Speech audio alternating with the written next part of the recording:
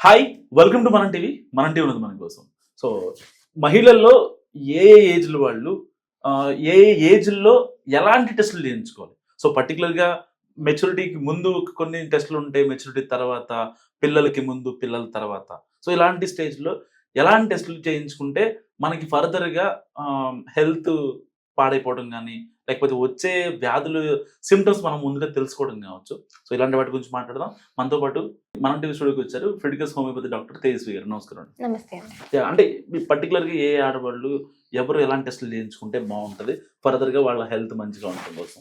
అండి, పర్టికులర్ ఏజ్లో ఒక్కొక్క టెస్ట్ రిక్వైర్ అయ్యి ఉంటాయి. అంటే ఆ ప్రాబ్లమ్ని బేస్ చేసుకొని టెస్ట్లు అనేవి డివైడ్ అవుతూ ఉంటాయి.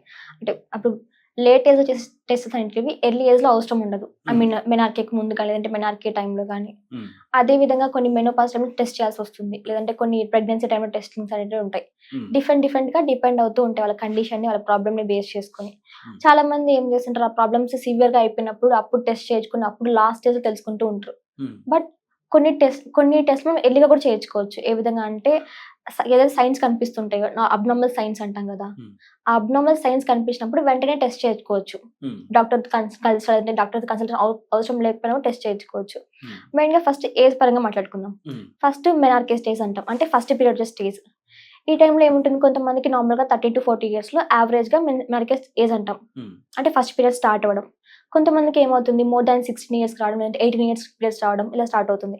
మరి కొంతమందిలో ఎర్లీగానే 10 years స్టార్ట్ అవుతూ ఉంటుంది. బట్ సపోజ్ లేట్ స్టేజ్లో అనుకోండి, 14 years వచ్చే వాళ్ళకి ఇంకా మెనార్కే రాలేదనుకోండి, అప్పుడు ఏం చేయాలంటే వాళ్ళు హార్మోన్ టెస్ట్ చేయించుకోవడం మంచిది. ఎందుకంటే హార్మోనల్ ఇంబ్యాలెన్స్ వల్లనే వాళ్ళకి ప్రాపర్గా బ్రెయిన్ నుంచి ఓవరీస్ వరకు సిగ్నల్స్ పాస్ అయ్యిండు, అంటే ఎగ్స్ రిలీజ్ చేయాలనే సిగ్నల్ పాస్ అయ్యిండదు.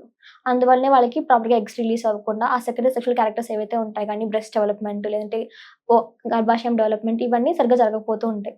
అందువల్ల పీరియడ్స్ అనేవి డిలే అవుతూ ఉంటాయి వాళ్ళలోని. కాబట్టి హార్మోన్ ప్రొఫైల్ ద్వారా, థైరాయిడ్ టెస్ట్ ద్వారా కూడా ఎర్లీగా తెలుసుకోవచ్చు. ఇది ఒక స్టేజ్. దీని తర్వాత పీరియడ్స్ వచ్చినాక కొంతమందికి ఎలా ఉంటాయంటే 14 years స్టార్ట్ అవుతాయి ఫస్ట్ పీరియడ్స్ అనేటివి. కొంతమందికి డిలే అవుతూ ఉంటాయి. 16 years వరకు 3 months ఒకసారి, 5 months ఒకసారి, లేదంటే ఇయర్లీ వన్స్ అలా వస్తూ ఉంటాయి. నార్మల్గా మెనార్కే తర్వాత అప్ టు 2 years వరకు హార్మోనల్ ఇంబ్యాలెన్సే ఉంటుంది. అంటే అప్పుడే హార్మోన్స్ అనేవి డెవలప్ అవుతున్నాయి బాడీలో. కాబట్టి అది న్యాచురల్ గానీ హార్మోనల్ ఇంబ్యాలెన్స్ వల్ల వాళ్ళకి అలా వస్తూ ఉంటుంది. But more than 2 to 3 years కన్నా ఎక్కువగా ఇలానే జరుగుతుంది అనుకోండి, 18 years బిలో ఉన్న వాళ్ళకి, వాళ్ళప్పుడు వెంటనే టెస్ట్ చేయించుకోవాలి. ఏమేమి టెస్ట్లు అంటే అల్ట్రాసౌండ్ అబ్డామిన్ చేయించుకోవాలి ఫస్ట్. దాని తర్వాత హార్మోనల్ టెస్ట్, పీసీఓఎస్ అంటే అల్ట్రాసౌండ్ అబ్డామిన్, హార్మోనల్ టెస్ట్, ఇంకా దాంతోపాటు థైరాయిడ్ టెస్ట్, ఈ 3 టెస్ట్లు చేయించుకోవాలి. ఇంకా కొంతమందిలో సిబిపి టెస్ట్ అడ్వైస్ అవుతూ ఉంటుంది. అంటే బాడీలో ఏమైనా రియాక్టివ్ ప్రోటీన్స్ ఎక్కువైనా లేదా అని ఈ సిబిపి ద్వారా తెలుసుకోవచ్చు, హిమోగ్లోబిన్ లెవెల్స్ కానీ ఇవన్నీ. ఇది అప్ టు 18 years వరకు. ఆఫ్టర్ 18 years తర్వాత అనుకుందాం. ఆఫ్టర్ 18 years తర్వాత చాలా మందికి ప్రాబ్లమ్స్ అప్పుడే స్టార్ట్ అవుతూ ఉంటాయి. సర్వికల్ ప్రాబ్లమ్స్ కానీ, అంటే వెజనల్ ప్రాబ్లమ్స్ కానివ్వండి, లేదంటే నార్మల్గా అండాశయంలో ఇవన్నీ రిప్రొడక్టివ్ ప్రాబ్లమ్స్ స్టార్ట్ అవుతూ ఉంటాయి. సపోజ్ ఇది స్టేజ్ పరంగా వెళ్దాం. సపోజ్ చాలా మందికి నార్మల్గా వైట్ డిశ్చార్జ్ కన్నా కూడా అబ్డామినల్గా వైట్ డిశ్చార్జ్ అవుతూ ఉంటుంది. అలాంటి కండిషన్స్లో ఎలా ఉంటుందంటే, అది ఎక్కువ మంటగా వచ్చి, లేదంటే ఎక్కువ రోజులు వైట్ డిశ్చార్జ్ అవుతున్న కండిషన్స్లో వెంటనే ఒక సిబిపి టెస్ట్, దాంతోపాటు స్వాబ్ టెస్ట్ చేయించుకోవడం మంచిది. అంటే ఆ లిక్విడ్ని కల్చర్ చేసి టెస్ట్ చేయడం మంచిది. ఇంకా కొంతమందికి ఈ స్టేజ్లో యూరిన్ ఇన్ఫెక్షన్ కూడా కామన్గా ఉంటాయి. అంటే యూరిన్ పాస్ చేస్తున్నాం మంటగా అనిపించడం, దురద రావడం, ఇవన్నీ కామన్. మళ్ళీ ఫ్రీక్వెన్సీ ఎక్కువ రావడం, ట్రావెలింగ్ చేస్తున్నప్పుడు అసలు సడన్ గా స్టాప్ చేసుకోలేకపోవడం, ఇవన్నీ ఉంటాయి. అలాంటి స్టేజ్ లో సియుయు టెస్ట్ అంటాం, అంటే కంప్లీట్ యూరిన్ ఎగ్జామినేషన్. ఈ టెస్ట్ చేయించుకోవాలి. ఇంకా సిబిపి టెస్ట్ అంటాం, ఇంకొక అల్ట్రాసౌండ్ స్కాన్. ఈ 3 టెస్ట్ల ద్వారా ఆ వెజనల్ ఇన్ఫెక్షన్స్ ఏమైనా ఉన్నాయా, లేదంటే బ్లాడర్ ఏమైనా ఇన్ఫెక్ట్ అయ్యిందా, లేదంటే ఇంకేమైనా బ్లడ్ లో ఏమైనా ఇన్ఫెక్షన్స్ ఏదో ఉన్నా కూడా ఎందుకు తెలుస్తుంది. ఇది ఆ వెజనల్ కి సర్విక్స్ సంబంధించిన ప్రాబ్లమ్స్. నెక్స్ట్ దీని తర్వాత సర్వైకల్ ప్రాబ్లమ్స్ అంటాం, అంటే రీప్రొడక్టివ్ ఏజ్లో మెయిన్గా 25 to 30 years ఉన్న వాళ్ళలో సర్విక్స్ నుంచి అబ్నార్మల్గా ఫ్లూయిడ్ లీక్ అవ్వడం, లేదంటే వాళ్ళకి ఏమైనా పెయిన్ రావడం, ఇంటర్కోర్స్ బ్లీడింగ్ రావడం, ఇవన్నీ కామన్గా ఉంటాయి. వాళ్ళు కూడా పెల్విక్ ఎగ్జామినేషన్, ఇంకా పీరియడ్ అల్ట్రాసౌండ్ స్కాన్ కూడా చేయించుకోవాలి. దీని తర్వాత పీరియడ్కి సంబంధించి, అంటే గర్భాశయంకి సంబంధించి నార్మల్గా ఈ ఏజ్లో పీరియడ్స్ డిలే అవుతుంటాయి చాలా మందికి, 3 monthsకి 5 monthsకి అలా. ఇంకా కొంతమందిలో హెవీగా బ్లీడింగ్ అవుతుంది. నార్మల్ బ్లీడింగ్ ఎప్పుడు 5 to 7 days నార్మల్ బ్లీడింగ్ అంటాం. బట్ మోర్ దాన్ 7 days కన్నా బ్లీడింగ్ అయినా, లేదంటే పర్ డే ఎక్కువ అమౌంట్ ఆఫ్ బ్లడ్ లాస్ అవుతున్నా కూడా, పెద్ద పెద్ద క్లాట్స్ ఏమైనా పడుతున్నా కూడా అప్పుడు నోటీస్ చేసుకుంటూ ఉండాలి. ఇలాంటి సమస్యలతో బాధపడుతున్న వాళ్ళు వెంటనే ఒక అల్ట్రాసౌండ్ స్కాన్ తీయించుకోవాలి. అల్ట్రాసౌండ్ స్కాన్లో ఆ గర్భాశయం ఏదైనా ప్రాబ్లమ్స్ ఏదైనా ఉన్నాయి, బల్క్ యూటరస్ కానీ, లేదంటే ఫైబ్రాయిడ్స్ కానీ, అడినోమైసిస్. ఈ 3 కామన్‌గా చూస్తున్న కండిషన్స్. ఇవి కాకుండా చాలా మందిలో ఎండోమెట్రియోసిస్ ఉంటుంది. అంటే పిల్లలు పుట్టిన తర్వాతవి. చాలా మందిలో స్కార్ ఎండోమెట్రియోసిస్ కామన్‌గా ఉంటుంది. ఎందుకంటే సిజేరియన్ డెలివరీ తర్వాత ఆ స్కార్ టిష్యూ క్లోజ్ చేస్తుంటారు కదా!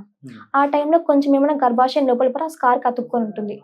ఆ టైంలో వాళ్ళకి మళ్ళీ హార్మోనల్స్ రియాక్ట్ అయ్యి అది కూడా బ్లీడింగ్ అయ్యేలా చేస్తూ ఉంటుంది. నార్మల్‌గా గర్భాశయం బ్లీడింగ్ అంటే బయటకొచ్చేస్తుంది. బట్ ఈ స్కార్ దగ్గర బ్లీడింగ్ అలానే ఉండిపోయి గడ్డలాగా ఫార్మ్ అవుతూ ఉంటుంది. అందుకే సివియర్ పెయిన్‌ఫుల్‌గా ఉంటుంది. ఇంకా ఈ అల్ట్రాసౌండ్ స్కాన్ ద్వారా వాళ్ళకి ఆ గర్భాశయంలో ఏమైనా అబ్నార్మల్‌గా ఏమైనా ఉన్నాయా? షేప్ ఎలా ఉంది? స్ట్రక్చర్ ఏ విధంగా ఉంది? స్ట్రెంత్ ఎలా ఉందో మొత్తం క్లియర్‌గా తెలుసుకోవచ్చు. మెయిన్‌గా ప్రెగ్నెన్సీ కోసం ట్రై చేసేవాళ్ళు కానివ్వండి, లేదంటే ఆ పీరియడ్స్‌లో అబ్నార్మల్‌గా ఉన్న వాళ్ళందరూ అల్ట్రాసౌండ్ స్కాన్, హార్మోనల్ టెస్ట్, ఇంకా థైరాయిడ్ టెస్ట్. ఎందుకంటే ఈ 25-35 జర్నీ అనేది రిప్రొడక్టివ్ ఏజ్ అంటాం. ఆ టైంలోనే ప్రెగ్నెన్సీ ఎక్కువ ఛాన్సెస్ ఉంటది కాబట్టి. అందుకని సీబీపీ టెస్ట్ కూడా చేయించుకుంటాం. థైరాయిడ్ టెస్ట్ కూడా చేయించుకోమంటాం. ఇంకా మెయిన్‌గా పీసీఓఎస్ వచ్చే ఛాన్స్ కూడా ఈ ఏజ్‌లోనే ఎక్కువగా కనిపిస్తూ ఉంటుంది. కాబట్టి ఆ అల్ట్రాసౌండ్ స్కాన్‌లో కూడా పీసీఓఎస్ ఉందా? లేదంటే పీసీఓడీనా ఏదైనా తెలుసుకోవచ్చు. లేదంటే ఓవేరియన్ సిస్ట్ కామన్‌గా వస్తుంటాయి. నార్మల్‌గా ఈ ఏజ్‌లో వాళ్ళకి పొత్తికడుపు నొప్పి ఎక్కువగా కనిపిస్తది. సైడ్స్‌లో నొప్పి అంటారు. ఈ సైడ్స్‌లో నొప్పి ఎందుకు వస్తుంది? అంటే అండాశయంలో గడ్డలు ఏర్పడడం వల్ల నొప్పి వస్తుంది. కొంతమంది సడెన్‌గా పెయిన్ వస్తుంది. సడెన్‌గా మెలి తిరిగినట్టు అయిపోతుంది కడుపంతా. స్కాన్ చేసి చూస్తే ఓవేరియన్ సిస్ట్ టార్షన్ అయి ఉంటది. ఇది ఎమర్జెన్సీ కండిషన్. అప్పుడు ఓవరీస్ తీసేయాల్సి అంత ప్రాబ్లమాటిక్‌గా ఉంటుంది. కాబట్టి ఇంత పెయిన్ వరకు పోకుండా మైల్డ్ పెయిన్ ఏదైనా ఉన్నా కూడా వెంటనే స్కాన్ చేయించుకోవడం మంచిది. ఇంకా నెక్స్ట్ ఆఫ్టర్ 35 ఇయర్స్ తర్వాత. ఈ ఆఫ్టర్ 35 తర్వాత వాళ్ళకి ఎలా ఉంటుంది? మెయిన్‌గా హార్మోనల్ ఇంబాలెన్స్ స్టార్ట్ అవ్వడం, లేదంటే హెవీగా మూడ్ స్వింగ్స్ రానివ్వండి, లేదంటే బాడీ మెటబాలిజం స్లో అయిపోవడం ఇవన్నీ ఉంటుంది. వెయిట్ గెయిన్ కూడా ఈ స్టేజ్‌లో ఎక్కువగా ఉంటుంది. ఇలాంటి వారు ఏం చేయాలి?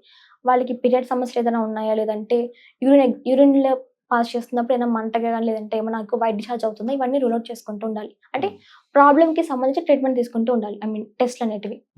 పీరియడ్ సమస్యలు అనుకోండి అల్ట్రాసౌండ్ స్కాన్ సరిపోతుంది. లేదు యూరిన్ ఎగ్జామినేషన్ అనుకోండి. దీంట్లో యూరిన్ ప్రాబ్లమ్స్ అనుకోండి. దానికి కంప్లీట్ యూరిన్ ఎగ్జామినేషన్ టెస్ట్, దాంతో పాటు ఒక అల్ట్రాసౌండ్ స్కాన్.